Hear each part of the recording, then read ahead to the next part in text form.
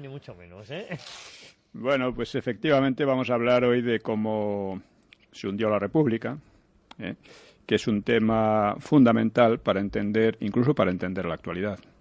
Eso para esa gente que va por ahí con banderas republicanas le vendría muy bien enterarse de cómo fue aquello, ¿no? El otro día, precisamente, en la emisión de Luis del Pino, Sin Complejos, el sábado por la tarde estuve hablando, tengo un programa de 7 u 8 minutos, los sábados, a veces los domingos, es entre 8:30 y 9. De la mañana, ¿no? De la Es mañana. fabuloso. Yo te he escuchado alguna vez en nuestra emisora amiga, en el radio, con Luis del Pino. Pues allí hablé de del regeneracionismo. Sí. Y de sus consecuencias, que duran hasta hoy, y que podemos decir que la República fue la plasmación, la consecuencia de las fuerzas que desde el 98 retaron al régimen liberal de la Restauración y que finalmente triunfaron trayendo la República. Entonces, los regeneracionistas, que los impulsaron muchos de ellos, por ejemplo, los padres espirituales de la República, Ortega, Marañón, Pérez de Ayala, etcétera. Luego los socialistas, los anarquistas no, los anarquistas estuvieron saboteando desde el principio la República.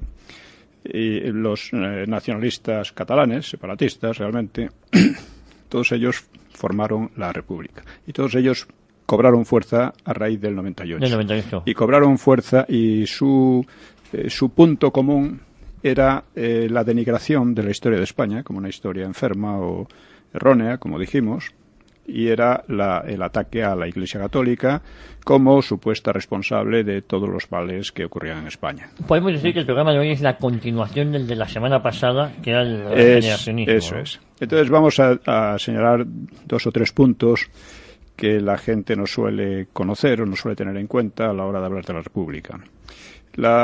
Cuando Primo de Rivera se marcha, un poco amargado, pues se crea una situación extraña en la que los monárquicos intentan volver al régimen de la Restauración, cosa que entonces ya no era posible, y surgen como alternativa pues los republicanos, que son muchos grupos, pequeños todos, mal avenidos entre sí, y que no tenían la menor probabilidad de ganar. Esa es la realidad. Sí. Hasta que dos conservadores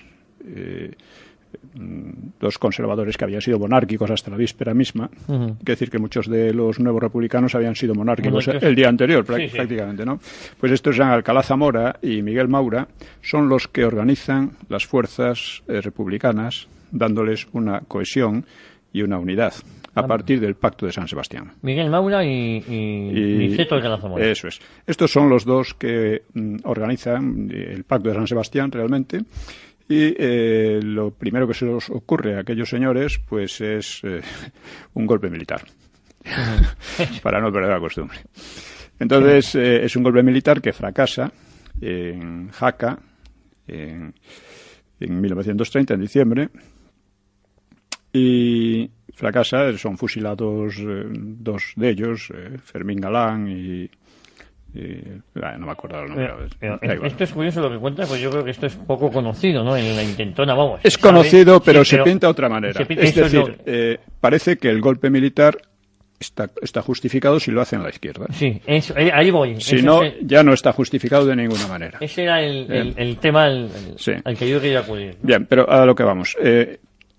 Se reúne el Pacto de San Sebastián por iniciativa de personas derechistas. Dos conservadores. Dos conservadores derechistas. Y lo primero que piensan es un golpe militar que fracasa. Y a continuación, pues el gobierno monárquico, en lugar de ponerlos fuera de la ley, les permite todo tipo de propaganda, incluso desde la cárcel. Detiene a los que se quieren dejar detener. Y hay una serie de discusiones sobre si hacer unas elecciones generales o adelantar o preparar antes unas elecciones municipales. se deciden por las elecciones municipales, que no tenían, en principio no debían tener consecuencias de cambio de régimen. Sí. Eran elecciones municipales y más. Estas elecciones municipales tienen lugar el 12 de abril de 1931 y ganan los monárquicos, excepto en las grandes ciudades. Las capitales de provincia, casi todas, ganan los republicanos. Así que, siendo puristas, esas elecciones las ganan los partidos monárquicos.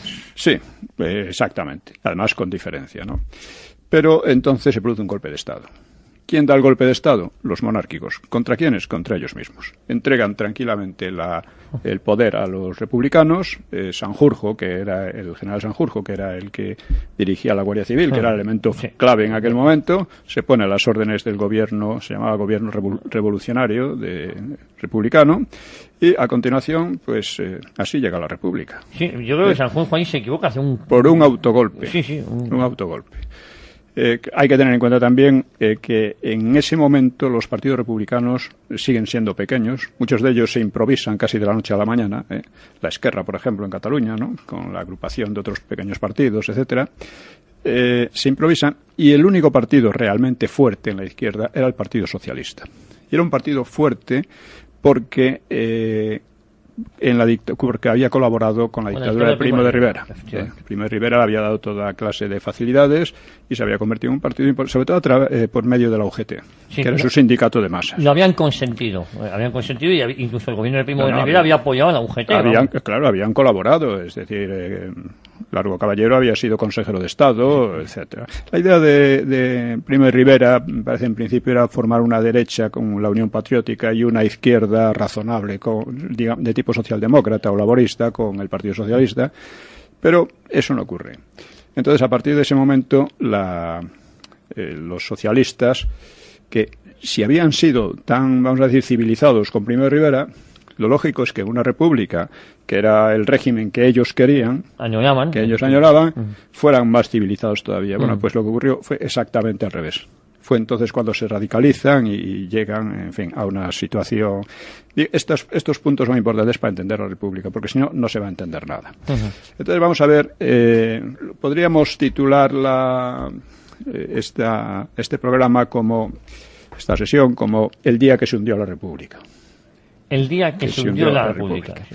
Entonces, todos sabemos que el 1 de abril de 1939 Franco hizo emitir por radio su célebre de parte, ¿no? En el día de hoy, cautivo y desarmado el Ejército Rojo, han alcanzado las tropas nacionales sus últimos objetivos militares, la guerra ha terminado.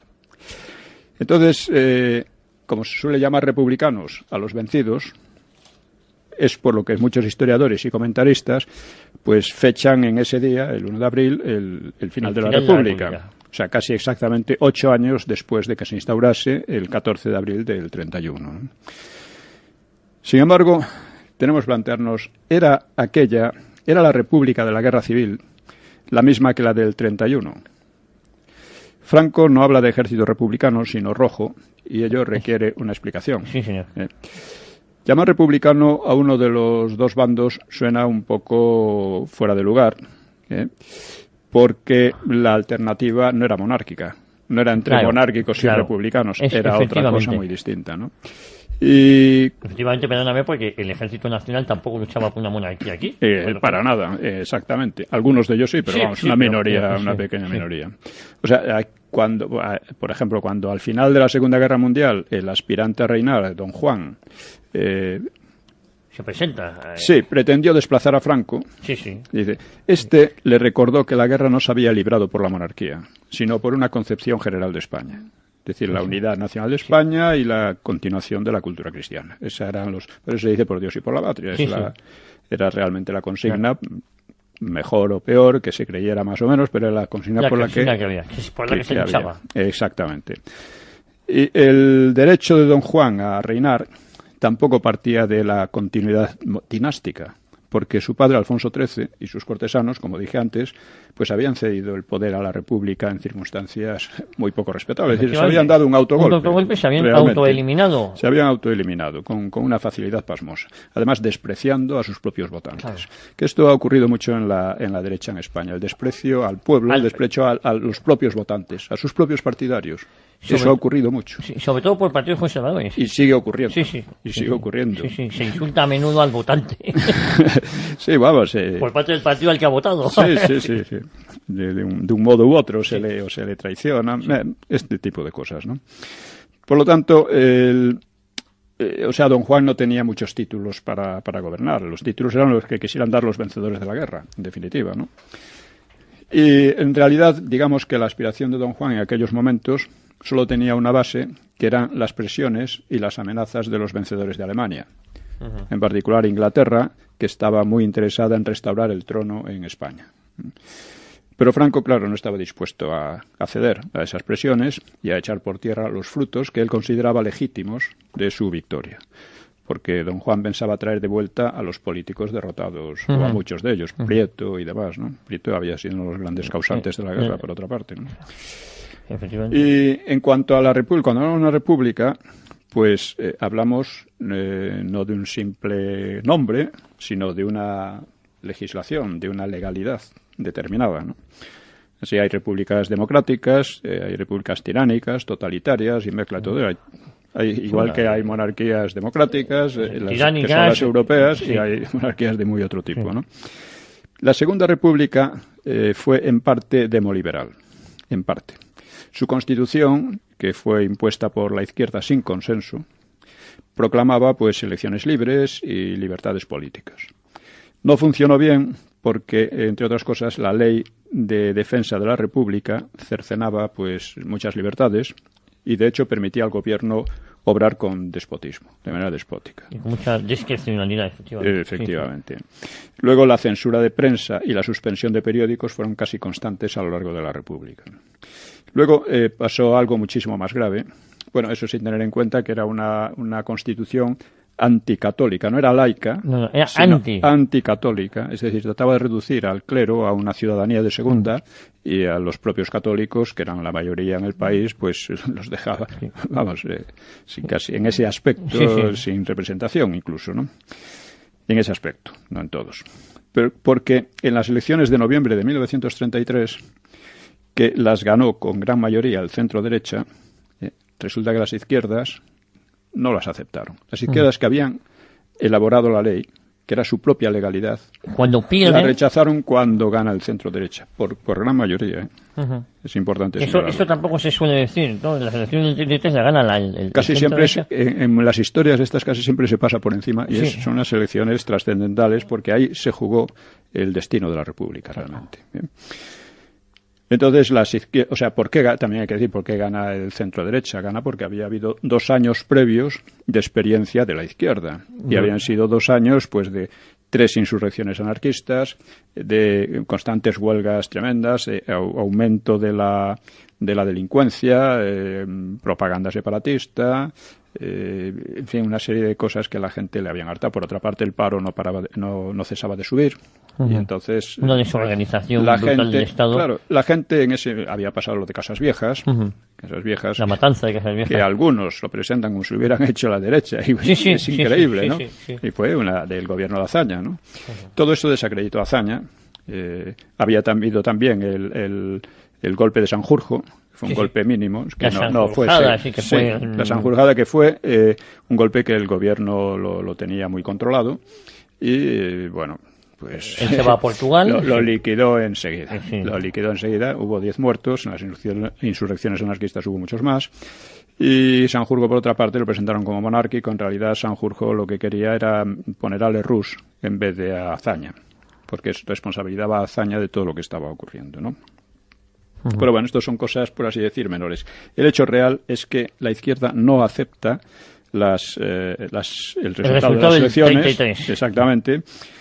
Pero aún así, con todas estas cosas, podría seguir hablándose de una república relativamente democrática. O sea, una democracia a medias, vamos a decir. Sí, a medias, porque esa Constitución ya decíamos que cercenaba muchas libertades, sobre todo en un sector como el católico. Sí, ahora bien, el régimen del 39, vencido en el 39, tenía muy poco que ver con el inaugurado en el 31. Tenía muy poco que ver.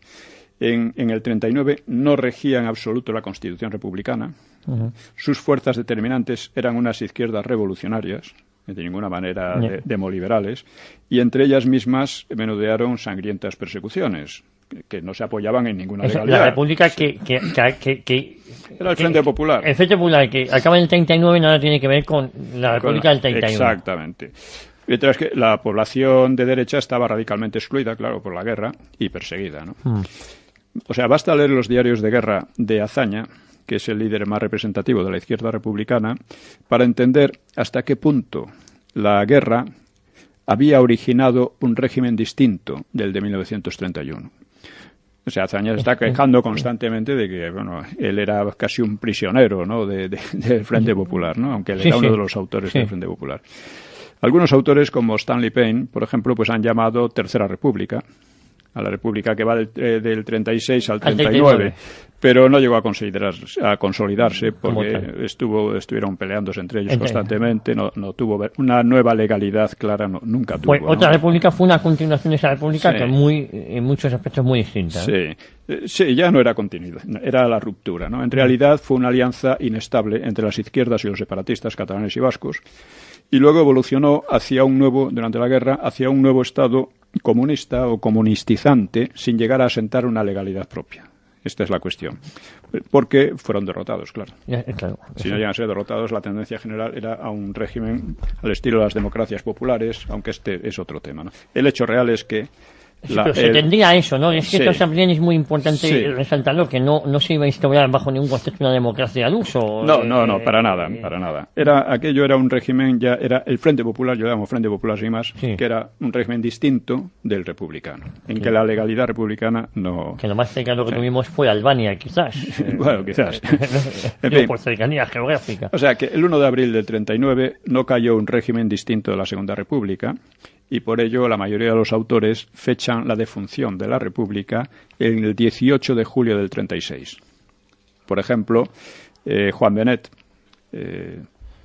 que escribió algunos libros de historia, ¿no?, y en quien se apoya, por ejemplo, Pedro J. Ramírez, explica: la República y el Estado democrático quedaron pulverizados el 18 de julio por la acción conjunta y simultánea de dos revoluciones extremistas. Se refiere a la conjunción del golpe militar y de la revolución izquierdista. Benet es un prestigiado novelista de izquierda, ¿no? Lamentaba que Solzhenitsyn hubiera salido del Gulag. Y Ramírez es un periodista, pero los dos han escrito algunos libros de historia y expresan lo que he expresado en estas frases, pues es una tesis muy difundida, muy compartida, y también yo la he defendido en otro tiempo, ¿no? Tú también defiendes que la he defendido. La he defendido que cuando cae la República es el 18 de julio. Eso es a lo que voy. Por la sublevación de los nacionales y por otra parte por la revolución ya desatada por completo la República que hay del 18 de julio al 1 de abril del 39 es otra. Claro. Es otra república. Sin embargo, en lo que dice Benet hay algo que desentona mucho. La revolución izquierdista se debió a las armas repartidas a los sindicatos revolucionarios. Y los repartidores fueron precisamente los representantes del poder que Benet y tantos más califican de republicano democrático. Esto es muy importante. Pasar por alto este dato impide entender lo que realmente pasó, ¿no? Los que reparten las armas es el gobierno. Es el gobierno que dice democrático y tal. Y quien lo hizo fue Giral, que era amigo de Azaña y militante de las izquierdas republicanas, jefe del gobierno en ese momento, que fue quien repartió las armas a las masas sindicales, ¿no? Por lo tanto, el gobierno fue el elemento impulsor decisivo de la revolución, lo cual significa, solo se entiende teniendo en cuenta una alianza previa entre la izquierda republicana gobernante y los revolucionarios. El nombre con que ha pasado a la historia esa alianza es precisamente el de Frente Popular. Conocido al principio se conocía por bloque de izquierdas o coalición de izquierdas, pero pronto se le ha conocido históricamente ya para siempre como Porque el Frente Popular. En las elecciones de febrero del 36, ¿cómo se presenta? ¿Como bloque de izquierdas o ya como Frente Popular? Como bloque de izquierdas. Bloque de izquierdas. El nombre de Frente Popular es un nombre de origen comunista, que se ha impuesto, ya veremos un poco más tarde. Vale. Por tanto, no cabe aceptar la idea de un golpe revolucionario contra un gobierno democrático. Sería como los monárquicos, el gobierno democrático se da el golpe a sí mismo. Algo así. De hecho, el reparto de armas solo culminaba una política definida 5 meses antes, cuando el Frente Popular se había adjudicado la victoria en las elecciones de febrero, ¿no? De febrero del 36. Claro. Desde entonces gobernó la izquierda republicana con apoyo externo de los sindicatos y de las izquierdas obreristas, o sea, revolucionarios de izquierda, ¿no? Obreristas, muy especialmente el PSOE y la UGT.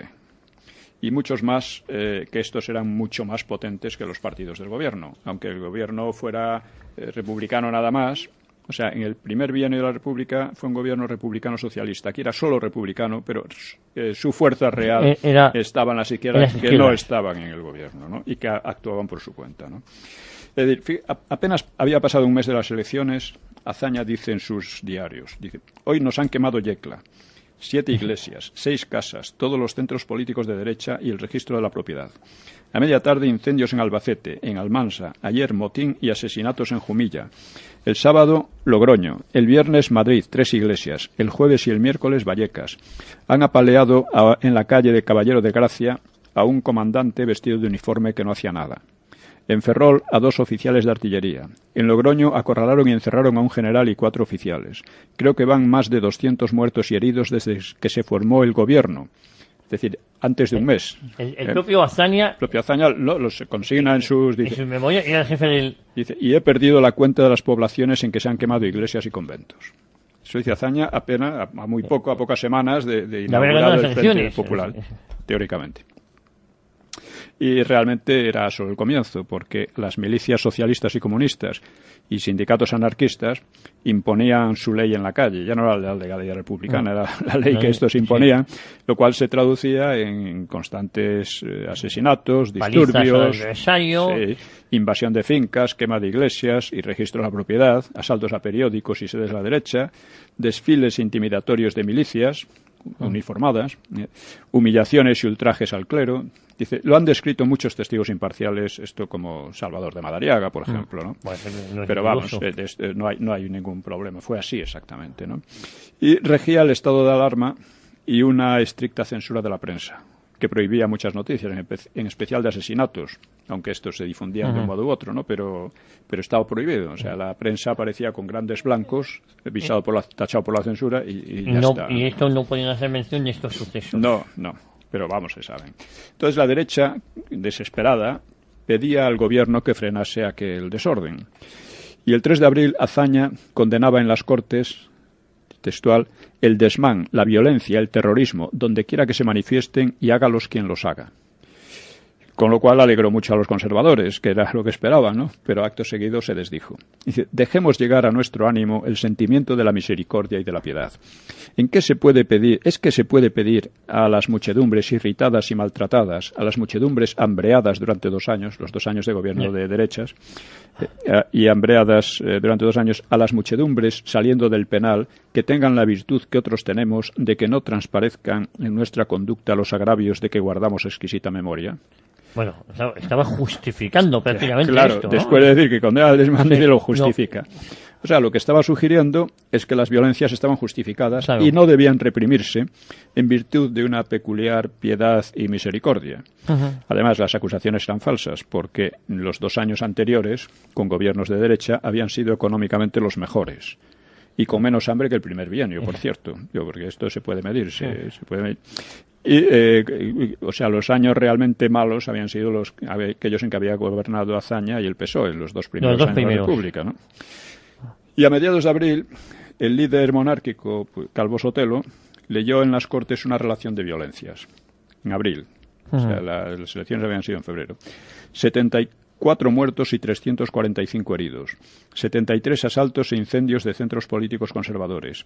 De 142 iglesias y de muchas decenas de domicilios y locales públicos y privados. La respuesta en las Cortes. Dice, le decía uno, muy poco, cuando no os han arrastrado todavía. Ese es el lenguaje que había en las Cortes. Sí. Calvo Sotelo exhortó a poner coto a un desorden que ya duraba demasiado, decía él, y la diputada socialista Margarita Nelken le gritó, y lo que durará. Sí. Denunció la quema de de esculturas de Salcillo, magníficos retablos de Juan de Juanes, lienzos de Tiziano, tallas policromadas, obras declaradas monumentos nacionales como la iglesia de Santa María de Elche, y un diputado que ya se chancea, ¿no?, para la falta que hacía. Bueno, el ambiente en las Cortes, ¿no? Otro jefe de la derecha, Gil Robles, de la CEDA, protestó y el jefe del Partido Comunista, José Díaz, la amenazó de muerte. Dice, esta es una Cámara de cuellos flojos y de puños fuertes que tiene que decir al pueblo la verdad tal como la siente. El señor Gil Robles decía de una manera patética que ante la situación que se puede crear en España era preferible morir en la calle que de no sé qué manera. Yo no sé cómo va a morir Gil Robles, un diputado, en la horca. Pero sí puedo afirmar que si se cumple la justicia del pueblo, morirá con los zapatos puestos. Se formó una algarabía de mucho cuidado y gritó la pasionaria: si os molesta, le quitaremos los zapatos y le pondremos las botas. El presidente de la Cámara, que era un socialista, Jiménez de Asúa, se limitó a advertir que tales frases no constarían en el diario de sesiones. Pero el órgano del PC, Mundo Obrero, la reprodujo al día siguiente. Es decir, la reprodujo con orgullo, además. Claro, claro que no, evidentemente. Es decir, que esto se puede acceder a estas... sí. Son solamente conocidas, hombre, pero... Yo lo he documentado o redocumentado, sí. Por ejemplo, en el derrumbe del libro de la República y en otros, ¿no? En los mitos de la República también. Que se los sepa mitos un poco... de la Guerra Civil, perdón. Es que se sepa el ambiente en el que se vivía ya la coacción a un sector de la población, ¿no? En la calle era exactamente lo mismo, ¿no? Aunque más masivamente, ¿no?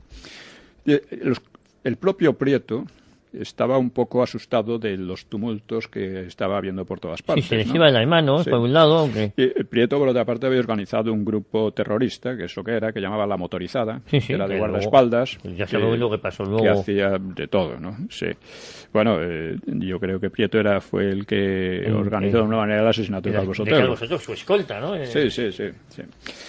El 1 de mayo, pues el propio Prieto decía: basta ya. Basta. La convulsión de una revolución la puede soportar un país. Lo que no puede soportar es la sangría constante de desorden público sin finalidad revolucionaria inmediata. Lo que no soporta una nación es el desgaste de su poder público y de su propia vitalidad económica. Podrán decir espíritus simples que el desasosiego, la zozobra, la intranquilidad la padecen solo las clases dominantes. Eso, a mi juicio, constituye un error. Él tenía mucho miedo porque veía que, claro, se estaba produciendo una reacción, algunos militares estaban conspirando, entonces este era el problema que él tenía, ¿no? Y de estas frases desnudan la realidad bajo la retórica de las llamadas provocaciones fascistas. Las izquierdas habían comenzado los asesinatos y desmanes, que en gran mayoría tenían su sello, eran de izquierdas, ¿no? Solo la Falange trataba de replicar a la violencia con la violencia, pero sus atentados eran pocos, porque se trataba de un partido pequeño y medio desvertebrado por la policía, ¿no? Estaba muy perseguido. Sus líderes ya estaban casi todos en prisión, si no me equivoco ya. Sí. Entre tanto, el desorden, las huelgas salvajes, las medidas arbitrarias, pues devastaban el tejido económico y el desempleo, pues crecía en vertical. Y Prieto temía que aquellas violencias fortaleciesen una reacción de tipo que él llamaba fascista, ¿no? Bien, el amparo del gobierno a los desmanes revolucionarios pues fue reiterado en las Cortes el 19 de mayo por el nuevo jefe del gobierno, Casares Quiroga, porque Azaña había pasado a presidente de la República después de destituir a Alcalá Zamora. Al instituto de Alcalá Zamora, sí. Que eso creo que ya lo hemos visto también. Sí. Bueno, lo veremos de todo. Casares animó al Frente Popular a un ataque a fondo. Dice: allí donde el enemigo se presente iremos a aplastarlo. Era el jefe de gobierno. Era su tarjeta de presentación. Y acusó a la derecha de fascismo. Gil Robles negó la acusación, denunció a esas fuerzas que claramente preparan la revolución y refrendó a Prieto culpando al gobierno de provocar con su postura un auge del fascismo. El dirigente monárquico Calvo Sotelo, que tuvo gran protagonismo en las Cortes, claro, advirtió que un militar debe servir lealmente cuando se manda con legalidad y en servicio de la patria, y reaccionar furiosamente cuando se manda sin legalidad y en detrimento de la patria. Por entonces el general Mola pues conspiraba para acabar con aquel estado de cosas mediante un rápido golpe militar. El gobierno pues vigilaba la conspiración y la conspiración avanzaba a trancas y barrancas. Si te parece, Pío, vamos a hacer una brevísima pausa para tomar aire, oxígeno. No se mueva nadie porque continuamos aquí en Cita con la Historia. Barident, Clínicas odontológicas de alta estética, especialistas en implantología de última generación y ortodoncia invisible. Porque somos estudiantes.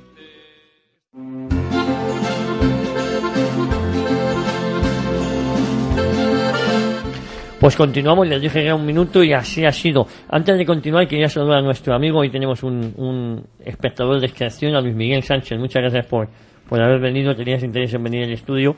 Un placer estar y sobre todo compartir y escuchar a Luis, que es un lujo. Además, yo he sido testigo de que le has regalado a Luis Pío, a Pío Moa, un libro que él te ha hecho el epílogo. Que menos que ese honor que he tenido pues sea compensado y tenga el libro que lo pueda leer. Bueno, pues, Pío, continuamos. Vamos allá. Nos habíamos quedado aquí. Bueno, decíamos, el mismo día, el 19 de mayo, que el mismo día de las Cortes, de la sesión aquella de Cortes, pues el líder comunista Antonio Mige peroraba en Badajoz. Es decir, el corazón de la burguesía de Badajoz no palpitará normalmente desde esta mañana al ver cómo desfilan por las calles con el puño en alto las milicias uniformadas. Al ver cómo desfilaban esta mañana millares y millares de jóvenes obreros y campesinos que son los hombres del futuro Ejército Rojo. Este acto es una demostración de fuerza, es una demostración de energía, es una demostración de disciplina de las masas obreras y campesinas encuadradas en los partidos marxistas que se preparan para terminar muy pronto con esa gente que todavía sigue en España dominando de forma cruel y explotadora. Ciertamente, y es verdad, en las derechas cundía un miedo e impotencia que iba a reventar en furia pues más tarde, claro, cuando empezara. Lógico, ¿eh? Sí. El PC y el PSOE instruían milicias en plan militar y menudeaban las provocaciones callejeras a militares que les gritaban asesinos, viva Rusia o abajo el ejército. Esto era. Bueno, hay un hecho, perdóname, igual me estoy adelantando cuando. Me parece que es el 20 de julio, pues, como en el cuartel de la montaña, es todo el mundo asesinado al final. No queda ni uno, ¿no? Sí. Y a su vez, el PSOE también se agrietaba, ¿no? Entre los seguidores de Largo Caballero y los de Prieto. Y los que quedaron marginados eran los de Besteiro, que eran los moderados, y los razonables, que eran completamente marginados. Los de Largo aspiraban a un golpe revolucionario cuanto antes, y entendían la agitación permanente como una preparación para el golpe revolucionario. Mientras los prietistas, que eran minoritarios pero fuertes, pues entendían la agitación, así como unos entendían la agitación como preparación y casi como un fin en sí mismo, pues los prietistas deseaban colaborar más tiempo con el gobierno, no darle un golpe cuanto antes, y temían que aquella efervescencia terminase finalmente sirviendo a sus enemigos, ¿no? Y en cierto modo los dos tenían razón, porque el proceso revolucionario en curso provocó las dos cosas el 18 de julio, el estallido revolucionario y el golpe militar. Los dos tenían razón. Lo cual, esto no habría ocurrido sin la intervención de un gobierno que no solo era débil, sino que favorecía aquel proceso revolucionario, ¿no? O sea, las tensiones entre los dos grupos socialistas llegaron al extremo de que Prieto tuvo que abrirse paso a tiros de una encerrona tendida por los de Largo Caballero en un mitin en Écija. Sí, eso es conocido. Intentaron matar. Sí. O sea, pero aun siendo graves estos desmanes, claro, la actitud del gobierno era más grave todavía. Era mucho más grave, porque no cumplía la ley. No, esa pasividad, ¿no? Con lo que veía pasividad, todo esto, era complicidad, de hecho, con todo aquello. Claro. Dice, las izquierdas presionaban a los tribunales a fin de que se haga justicia en beneficio del pueblo, que es el único que tiene derecho. Claro, eso decía el comunista Uribe, y entendiendo por pueblo pues a sus correligionarios. A los que pensaba como él, claro. El 9 de junio se aprobó un tribunal especial para vigilar a los magistrados, formado por presidentes de asociaciones sociales de izquierda. Esa era la legalidad que había, ¿no? Y los jueces, ¿no? Supervisar a los jueces. Los sindicatos supervisando a los jueces. Dicen, ustedes no cumplen. Pero como ahora casi. Era una cosa demenciable. Otra ley encomendaba la elección del Tribunal Supremo a una asamblea de 75 miembros con predominio izquierdista absoluto. En el ejército, la diplomacia y otros organismos estatales pues se procedía a depuraciones expulsando a los conservadores, ¿no? Y el 16 de junio, un mes antes de la guerra, tuvo lugar otra sesión de las Cortes muy reveladora, ¿no? Las derechas presentaron una moción de ley, una proposición de ley. Dice, las Cortes esperan del Gobierno la rápida adopción de las medidas necesarias para poner fin al estado de subversión en que vive España. Pero ni la mayoría de las Cortes ni el Gobierno pensaban hacer tal cosa. Vamos. Gil Robles aportó nuevos datos sobre incendios y destrozos de iglesias, periódicos y centros derechistas, huelgas, bombas, atentados. El balance de sangre había subido ya a 269 muertos y 1.287 heridos en 4 meses. En 4 meses de gobierno. En 4 meses de gobierno. Y probablemente más, porque no todas se podían se saber. Se contabilizaba, ¿no? sí. Y solo en las 2 jornadas anteriores habían ocurrido incidentes graves en 14 localidades, con 8 muertos y 12 heridos, varios cortijos calcinados, tiroteos contra supuestos, lo que llamaban fascistas, y en un polvorín, y 4 bombas en Madrid, vejaciones a religiosas de un hospicio, etcétera. Los anarquistas competían con los socialistas, o sea, en promover huelgas salvajes e incidentes, y a veces se mataban entre ellos. Hubo incidentes en que los anarquistas mataban a los socialistas o viceversa, ¿no? Y Casares, ante lo que decía Calvo Sotelo, Casares le amenazó, el jefe de gobierno, dice, si algo pudiera ocurrir, su señoría sería el responsable de toda responsabilidad. Y dibujó un panorama pues de calma social y de afluencia turística. Decía, la inquietud, que no tendría justificación por los escasos actos de violencia que se han producido, no existe. Culpó a los patronos del desorden por no dar trabajo y practicar el pistolerismo. Ateneos a las consecuencias. Concluyó. Eso es Casares Quiroga. Casares Quiroga, el gobierno, respondiendo a Calvo Sotelo. O sea, las consecuencias que él decía era que los desmanes quedaban impunes y la policía se dedicaba a perseguir al entorno de las víctimas de la derecha. O sea, las víctimas de la derecha perseguía a su entorno, mientras la justicia se sometía a la tutela de los sindicatos. Entonces intervino la pasionaria y aclaró más la cuestión. Calificó de tempestades las agitaciones. O sea, contradiciendo a Casares, que decía que no pasaba. Ellos estaban orgullosos. Pero siguió a Casares atacando a la derecha y a los demás como que eran y exigió el encarcelamiento de los patronos que no acataban los laudos, que eran laudos imposibles de cumplir muchas veces, ¿no? Estaban en huelga permanente y de los políticos, y pidió también el encarcelamiento de los políticos derechistas, empezando por Gil Robles. Esto en las Cortes. Frase que se le atribuye a la pasionaria de que ¿es usted la última vez que ha hablado? Eso no se sabe. No se sabe, no es seguro. Creo que la pronunció fuera y desde luego no consta en ningún lado. Las anteriores sí constan. La de... Vale, pero es igual, porque la carta de presentación... Y Calvo Sotelo contestó a Casares premonitoriamente las frases célebres. Dice, yo acepto con gusto y no desdeño ninguna de las responsabilidades que se puedan derivar de actos que yo realice. Yo digo lo que Santo Domingo de Silos, creo que no de Silos, pero bueno, contestó a un rey castellano. Señor, la vida podéis quitarme, pero más no podéis. Y es preferible morir con honra a vivir con vilipendio. Sugirió que Casares estaba imitando a Kerensky y a Karoli, que habían abierto las puertas al comunismo en Rusia y en Hungría. Bolchevismo, claro. Al día siguiente, Mundo Obrero certificaba la amenaza de muerte. Dice, la destrucción de todo esto es tarea inmediata del Frente Popular, con el miserable Calvo Sotelo a la cabeza. Claro, se sentían ya fuertes y capaces de todo, porque esto... un órgano como Mundo Obrero ya amenazando al jefe de la oposición en ese momento. Sí. Prieto quería encarcelamientos preventivos, ¿no? Para descabezar la conspiración militar, pero el gobierno estaba muy vigilante para aplastar el golpe tan pronto saliera a la luz, como había pasado con el de Sanjurjo.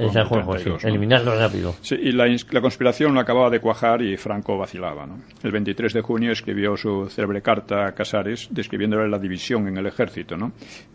Instándole a cortar aquel estado de Franco cosas. le escribe a Casares. Sí. La carta reflejaba poca fe en las medidas de Mola, y tenía interés en la unidad del ejército que el gobierno debía garantizar frente al proceso revolucionario. Casares no le hizo ni caso, claro. Y la crispación llegó al sumum el 12 de julio, cuando unos guardias de asalto y milicianos socialistas mandados por un guardia civil asesinaron a Calvo Sotelo. El teniente Castillo era el que... No, perdóname. Esto era Condés, el jefe. Pero que formaba parte de la motorizada de Indalecio Prieto. Los milicianos sí, la guardia de asalto no. Digo los milicianos. precisamente de Prieto. Que es de Prieto, sí. Y Gil Robles se salvó por no estar en Madrid, casa. Claro. Y la izquierda justificó el crimen como represalia por el previo asesinato de un teniente instructor de milicias del PSOE, Castillo. Era el teniente Castillo, sí. Eso es. Pero, claro, el asesinato de este teniente carecía de relevancia política comparable ni de lejos a la del jefe de la oposición. Y además, por otra parte, Prieto, al decir esto, exponía involuntariamente la situación de ilegalidad en el país, con policías y revolucionarios mezclados, obrando como terroristas. Eso es. Exactamente. Prieto estuvo probablemente detrás del crimen, como ya hemos dicho en otras ocasiones, ¿no? Claro, no deja de ser un crimen, casi me debería decir un crimen de Estado, ¿no? Sí, realmente. De Estado en descomposición, sí, pero sí. dice. Casi todo el mundo entendió el crimen como el preludio de la guerra. Sería un error creer que las izquierdas lo lamentaron. O sea, el futuro ministro de Gobernación, Ángel Galarza, del PSOE, por ejemplo, diría algo más tarde: el asesinato de Calvo Sotelo me produjo un sentimiento, el sentimiento de no haber participado en la ejecución. ¿Ya? Ministro de la Gobernación, ministro del Interior. Claro. Sí, durante el frente, ya en la guerra, ¿no? Prieto concluyó en El Liberal: será una batalla a muerte porque cada uno de los bandos sabe que el adversario, si triunfa, no le dará cuartel. Sería preferible un combate decisivo a esta continua sangría.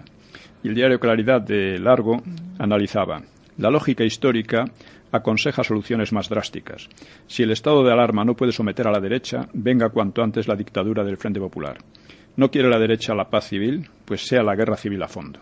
O sea, la derecha, que estaba diciendo paren estos desmanes, era la que quería la guerra. Estaban convencidos de que iban a ganar, ¿no? En realidad, la inmensa mayoría de las violencias eran izquierdistas, y la derecha había pedido al gobierno que garantizase la paz civil. Claro, y el colmo de esto es cuando la ley. Uno de sus líderes es asesinado además por la Guardia de Asalto, vamos. Sí. Las izquierdas estaban seguras de ganar, pero como observa Stanley Payne, dice, iban a tener pronto más guerra civil a fondo de la que pensaban. Así pues, tampoco el 18 de julio cayó la Segunda República, ya que su legalidad había sido arrasada en los meses anteriores, desde la calle y desde el gobierno. Esta es la realidad. Esto es. En rigor, el 18 de julio no destruyó una democracia, sino que la previa destrucción de la democracia causó el 18 de julio. O sea, Franco lo que quería era que se mantuviera la ley. Franco en el 34 defiende a la República cuando la asaltan las izquierdas, pero claro, en el 36 era ya otra situación muy distinta. No, es que yo creo que a Franco se lo ponen francamente difícil, ¿no? Sí, lo empujan, ¿no? Pero no solo a Franco, sino a todos los militares. Muchos otros más. Se les pone una provocación detrás de otra. Ya cuando asesinan a uno de tus dirigentes más populares, como era el caso de Calvo Sotelo, y han intentado también asesinar a Gil Robles. Sí. Entonces queda la pregunta de cuándo se vino abajo la legalidad, es decir, ¿cuál la es República? Bueno, pues hay que remontarse a las elecciones del 16 de febrero. El 16 de febrero del 36 es el punto de inflexión. En mi opinión, cuando se acaba la República, y voy a explicar por qué, ¿no? Y es muy importante porque el argumento básico de las izquierdas es que aquellas fueron elecciones democráticas, que ganó normalmente el Frente Popular, por consiguiente, tendría todas las ventajas, todo el derecho, y quienes se sublevaron contra ellos, lo contrario, ¿no? Pero los comicios aquellos no fueron normales. A principios del 36, el presidente Alcalá Zamora y su jefe de gobierno, Portela Valladares, que había sido nombrado por Alcalá Zamora sin respaldo parlamentario, estaban acusados de prevaricación por la Diputación Permanente de las Cortes porque habían prorrogado ilegalmente los presupuestos. Entonces decidieron eludir el peligro y disolvieron las Cortes y convocaron elecciones en un ambiente de odios exacerbados en la sociedad. La lucha electoral se libró con varios muertos y una propaganda realmente salvaje, ¿no? La izquierda clamaba: acusamos de verdugos, saqueadores e incendiarios al Errús Gil Robles. A la cárcel. El pueblo unido arrollará a las pandillas del crimen. Por la España antifascista contra la España del hambre, el terror y la muerte. La CEDA y los monárquicos saben que el bloque popular es su muerte definitiva. Las derechas quieren una España hitleriana, ignorante y con hambre, sin libertad, sometida a la reacción y el fascismo. Votad contra los ladrones, votad contra los torturadores, y así sistemáticamente. Era todo por el estilo. La derecha replicaba, dice, ruge la horda revolucionaria vencida por la CEDA en una pugna feroz. Se refiere a la derrota de la izquierda en octubre del 34. Dice, los judas emboscados del separatismo en criminal maridaje con los asesinos de octubre quieren rasgar la unidad de España. por el honor de nuestro ejército, el que nos libró del Octubre Rojo, por el mantenimiento de la civilización cristiana. Luchan a un lado los defensores de la religión, de la propiedad y de la familia, del otro los representantes de la impiedad, del marxismo y del amor libre, contra la revolución y sus cómplices, etcétera. Era una propaganda, vamos, era tremendo, ¿no? Dice, y la furia agitativa, ¿no?, tomaba por eje la insurrección de octubre del 34. Precisamente fue entonces, al ver eso, cuando yo me dediqué a estudiar la revolución del 34, saqué el libro Los orígenes de la guerra civil. Los orígenes de la guerra civil. Pues al darme cuenta de que sin aquello no se explicaba esto, ¿no? Es decir, claro, los orígenes de la guerra civil hay que cenirlos a la revolución de julio del 34. Claro, eso claro, es. Igual que el final de la República, la Segunda República, 16 de febrero del 36. 16 de febrero del 36, cuando ya, en fin. Entonces, o sea... Sí, porque sí, o sea, el de octubre era lo principal. Y un año antes, o sea, en octubre... Perdón, en en noviembre del 33, el pueblo había votado muy mayoritariamente a la derecha. A la derecha, a la CEDA, después de la experiencia de un bienio izquierdista bastante tremendo, ¿no? Y las izquierdas no aceptaron la decisión de las urnas, etcétera, y el PSOE concibió su insurrección como una guerra civil en el 34. Y eso te lo he documentado muy en los orígenes de la guerra civil. Hubo auténtica guerra civil en Asturias durante 2 semanas y quedaron en el conjunto del país 1.300 muertos, enormes destrucciones materiales y culturales, bibliotecas, obras de arte, etcétera, ¿no? Y el movimiento fracasó sobre todo porque las masas permanecieron al lado de la legalidad. Las masas no salieron al monte ni siguieron no siguieron los llamamientos, ni en Cataluña ni en el resto de España. Y tras su derrota, las izquierdas desataron una enorme campaña nacional e internacional acusando al gobierno presidido por Lerroux e inspirado en parte por Gil Robles, pues de haber torturado y asesinado a 5.000 obreros en Asturias. Estas acusaciones las he examinado en el derrumbe de la República y está claro hoy que casi todas son exageraciones o meras invenciones. O sea, un tema de la campaña del 36 era la investigación de los supuestos crímenes de entonces, ¿no? Pero, claro, esa promesa, cuando llegaron al poder, la olvidaron por completo. Claro, porque... ¿queda mucho? No, nos quedan 10 minutos todavía, si no me equivoco, ¿eh? Vamos con tiempo, además es importante que a veces nos alargamos. No, vamos bien. Entonces, llegan al poder y todas aquellas promesas de investigar la Nacional Investigación... No sucede nada de esto. Gil Robles decía, bueno, a ver si de una vez investigáis eso, desde las Cortes, ¿no? No lo habíais prometido. Los otros hacían los locos, ¿no? Pero es verdad que tú lo has... Pero aquella campaña, a pesar de eso, consiguió envenenar a la gente. O sea, en el 34 la gente, había mucha tensión social, pero no de un grado tan exacerbado como el 36. Y lo que creó ese ambiente exacerbado era la propaganda sobre los crímenes de la derecha en Asturias, que ya digo, era una invención la mayor parte de ellos. Hubo algunos, claro, siempre los hay en esos casos, ¿no? Pero vamos, ni remotamente, aparte quienes lo habían causado todo aquello habían sido los de izquierda. Se alza es la izquierda, ¿no? Sí. Y en caso de haber represión era el ejército republicano para defender la legalidad vigente. Exactamente, claro. Gerald Brennan precisamente definió lo de octubre como la primera batalla de la guerra civil, porque yo he dicho que allí empezó la guerra civil realmente, ¿no? Sí. De momento no, porque fue derrotado pero ese fue el preludio y el origen. Sí, como después no cambiaron básicamente de actitud, pues de hecho lo fue, ¿no? O sea, durante la campaña electoral, Largo Caballero, al que llamaban el Lenin español, y que era el líder más fuerte de la izquierda, llamó a la clase obrera, como decían, a adueñarse del poder político, convencida de que la democracia es incompatible con el socialismo.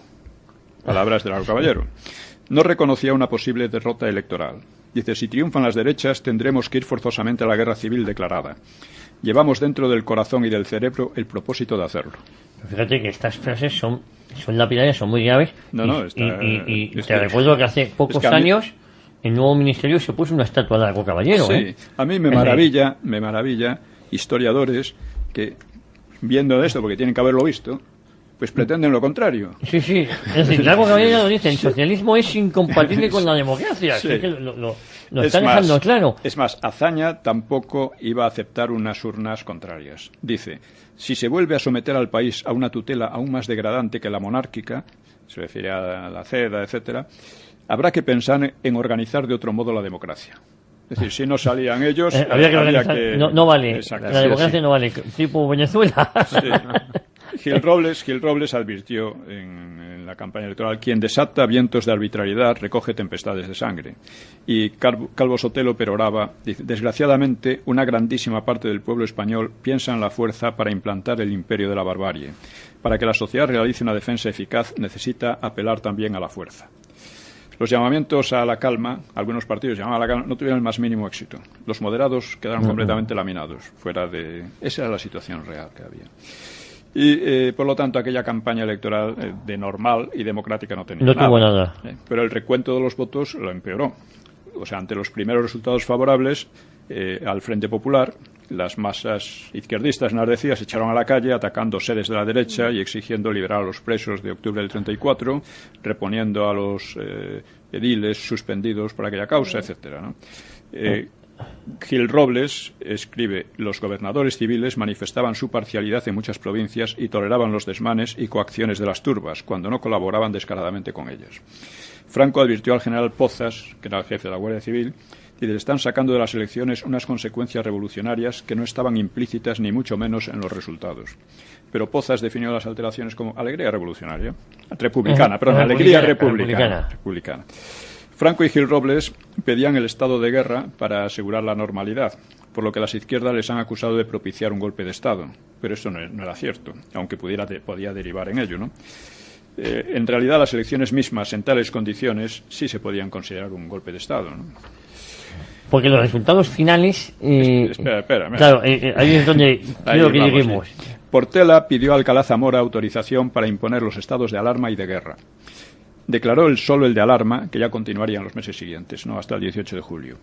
Y Azaña resume, el propio Azaña: los gobernadores de Portela habían huido casi todos, nadie mandaba en ninguna parte y empezaron los motines. En estas condiciones se hizo el recuento de votos.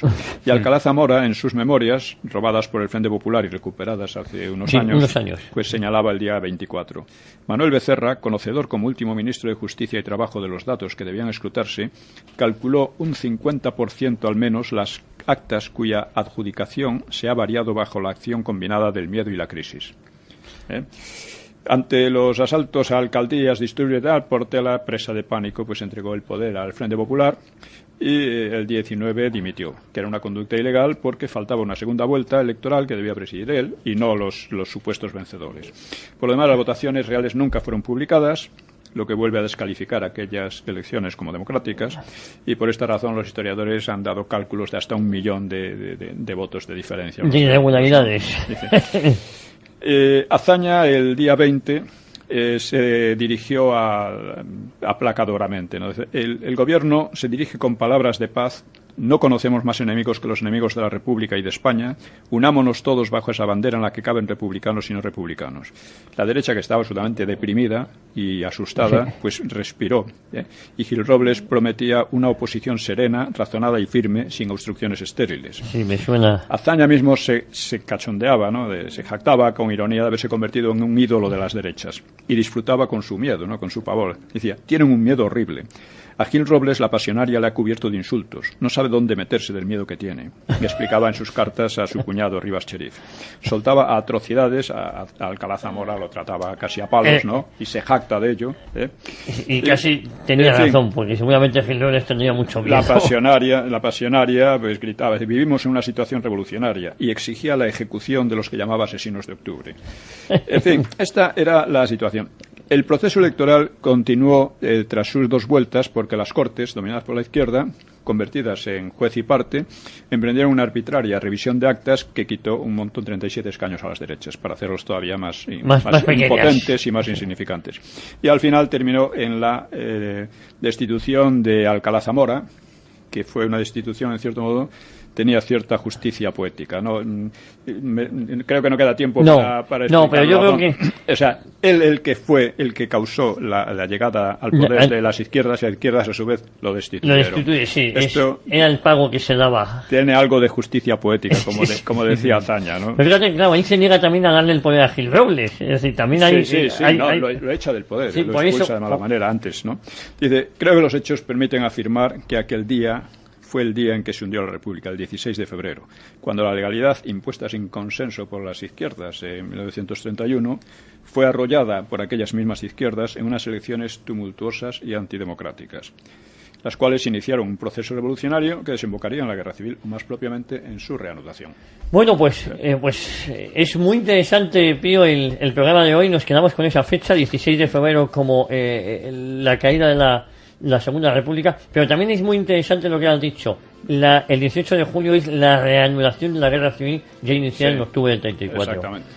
Bueno, pues Pío, muchísimas gracias. La próxima temporada más, descansamos en agosto, pero volveremos en septiembre. Con más fuerza aquí en Radio Inter, Grupo Intereconomía, Cita con la Historia, con Pío Moa. A todos ustedes, muchísimas gracias por su fidelidad a esta temporada y les prometemos volver en septiembre con más ganas y con más historias, Pío. Sí, seguramente, con muchas más.